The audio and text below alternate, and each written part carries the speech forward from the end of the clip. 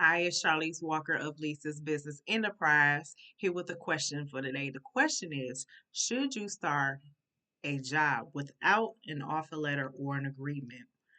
I think you guys know how I'm going to answer this question, but I am going to tell you what an offer letter is and also how it can benefit you and the employer. And I'm going to also give you my answer and my advice as well. Did you know an offer letter is not required in the United States? Wow, right? It is not required. However, providing a candidate with a job offer, a written job offer, is considered a best of good practices to do so. Usually, especially when I was a recruiter, recruiters will they'll call you up and give you a verbal offer and then say, hey, I'm going to send you an offer letter and send you your details. They want details and all that via email or something like that. So, following up after a verbal offer with a written offer would not only set the expectations for the new employee, but also clarify anything that was discussed during the interview process. The purpose of an offer letter is to formally confirm the job offer and establish the groundwork for the employment relationship. Okay? So the employee employer relationship. It also helps you as a candidate to make an informed decision about accepting or either declining the job or the position.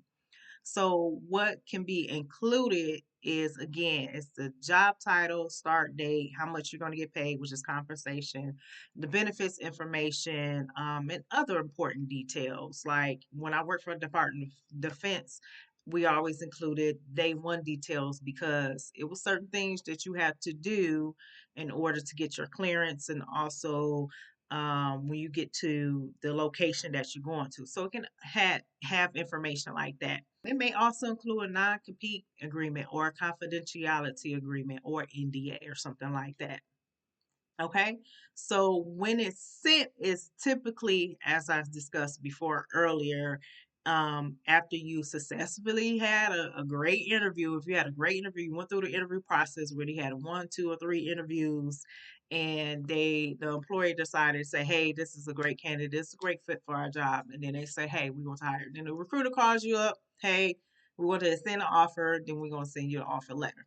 That's usually normally how it goes. If you don't have an offer letter, you have like a contract agreement or something, the process is kind of the same, but employee contract is more detailed, a more legally binding document that outlines the terms and conditions of the appointment. So now I'm gonna go over the benefits of an offer letter, having an offer. Candidate and employee, you have an opportunity to negotiate salary or benefits. So at that time you can say, hey, they offering me something and I don't like the pay. It can be a little bit more. Usually people don't say it can be less, but what it is confirming what the recruiter had told you over the phone to what is on this piece of paper.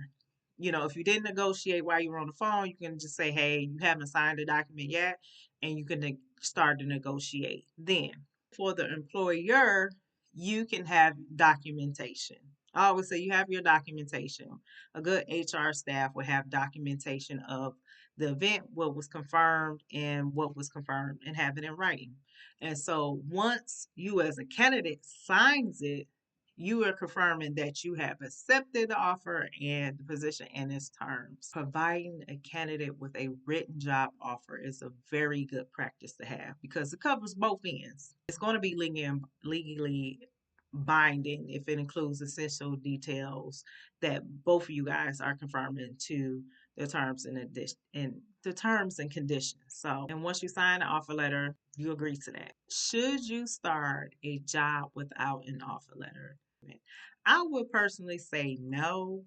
If you get a verbal job offer and they haven't sent it to you, I would ask them where is that whoever the contact person was, where is the offer letter? You want to see it. You want to make sure everything is in line. That is your opportunity to make sure what they said is confirmed on a piece of paper. Have I had candidates say that, hey, this is not what I was told? Yes. So have that offer. Have that offer letter, have that offer in writing. I say always having it like writing. You'll have a record of it. Also if they and it may be some that again, remember I said the US does not require sending an offer letter. It's not a requirement at all. It's not in employment laws or anything. So they may not. I haven't heard of a state, I haven't worked with a state that has not, that does not, but they may not send it, but that may be your red flag. So I don't know. So I say you should not start a job without having an offer letter. Can they deny you of offer letter? Yes, they surely can.